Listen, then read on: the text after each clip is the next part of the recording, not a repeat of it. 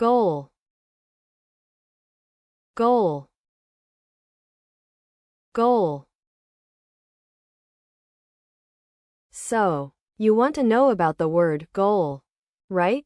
Well, first of all, it's a noun, which means we use it to identify people, places, things, and ideas. The common usage of goal is to refer to an objective or target that someone wants to achieve, either in a game or sport, like scoring a goal in soccer, or in life, like setting a personal goal for yourself. For example, my goal is to learn 10 new languages by the end of this year.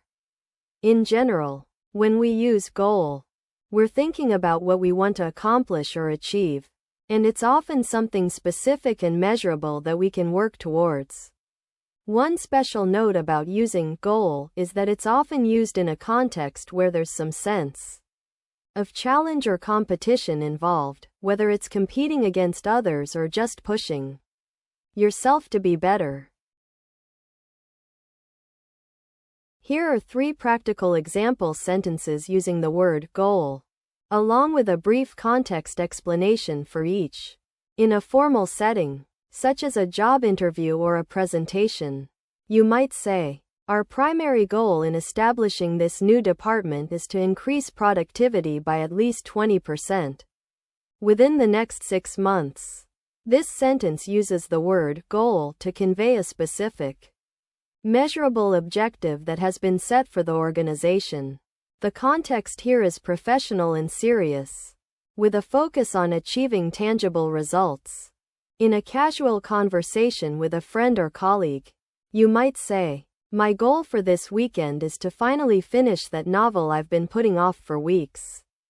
This sentence uses the word goal to convey a personal aspiration or desire, and the context is relaxed and informal. The focus here is on achieving a personal objective rather than a professional one. In an academic or business report, you might say, "The research team's primary goal was to examine the impact of climate change on local ecosystems."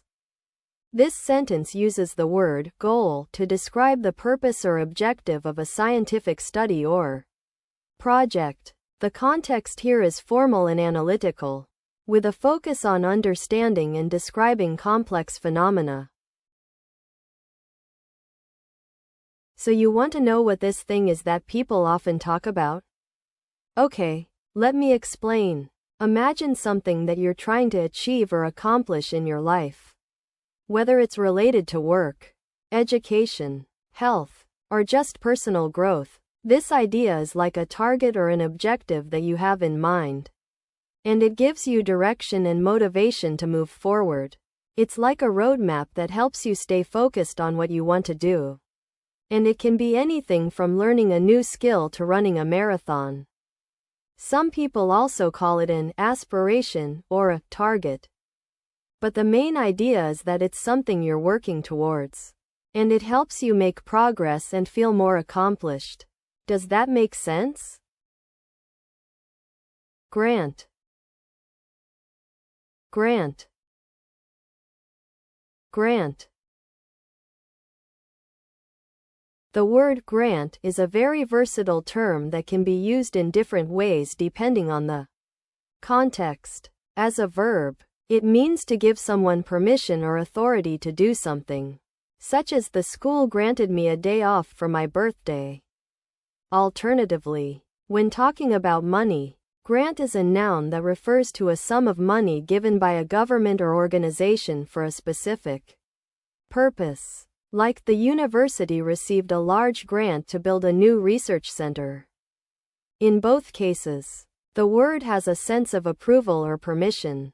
An interesting note about its usage is that in formal writing, especially in academic or official contexts, it's often used as an abstract noun, meaning a privilege or right. So for example, she was granted the title of Professor Emeritus doesn't necessarily mean money was given, but rather she was officially recognized with this honor. Here are 3 example sentences using the word grant with their respective contexts.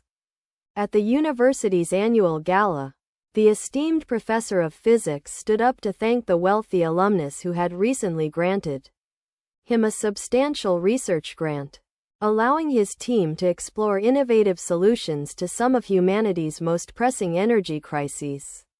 In this formal context, the word grant implies a generous donation or award that enables a specific project or endeavor to take place. Over a cup of coffee at the campus cafe, Emily mentioned to her friend Rachel that she had been granted a semester-long study abroad program in Japan and couldn't wait to immerse herself in the local culture. Here, the word grant is used more casually to refer to an opportunity or privilege that has been extended to Emily, highlighting her excitement and anticipation. In a meeting with investors, the CEO of GreenTech Inc. reported on the company's recent progress towards achieving carbon neutrality, stating that their latest project had been granted government funding to scale up production and meet growing demand for sustainable energy solutions. In this business context, the word grant signifies official recognition or financial support that enables a specific initiative or endeavor to move forward. So, you want to know about something that's like a special kind of financial help for projects or initiatives that are considered important and worthy? It's typically given by an organization, such as a government or a foundation, to support specific goals or objectives. One main characteristic is that it usually comes with certain conditions or requirements that the recipient has to meet in order to receive it.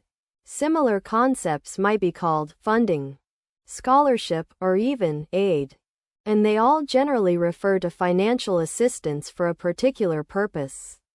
As for what it does, well, it helps make something happen that might not have been possible without that extra money, like a community project, a research study, or even an educational program. Hence.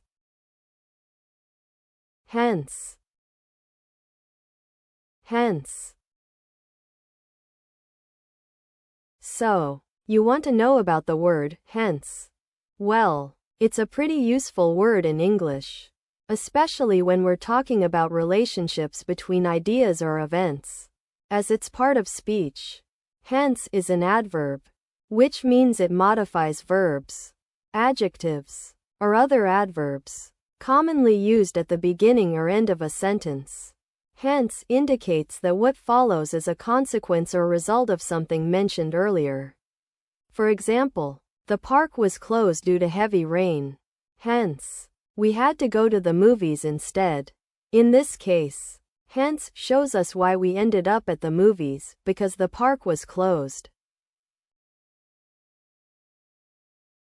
In a formal setting, you might say, the ancient city was once the capital of a powerful empire. Hence its grand architecture still stands today. Here, hence is used to indicate a consequence or reason for something that happened in the past. In casual conversation, someone might joke, "I'm so tired after working 2 jobs. Hence my zombie-like state this morning." In this example, hence is used to explain why they're feeling a certain way. In a business or academic context, you could say, the company's decision to expand into the global market was largely due to its success in the domestic market, hence the allocation of more resources for international expansion. Here, hence is used to connect 2 related ideas and explain why something happened or was done. So you want to know about hence? Well, essentially, it's an adverb that means because of something that was previously mentioned. Imagine you're saying, "I didn't go to the party," and then you explain why. Like, because I had a big test the next day. The word hence would be used in place of because, connecting your reason for not going to the party to what actually happened. It's kind of like a shortcut that lets you link 2 ideas together, showing that one thing led to another. You might also see words like therefore or thus used in similar ways. But hence is more formal and often used in academic writing or technical explanations.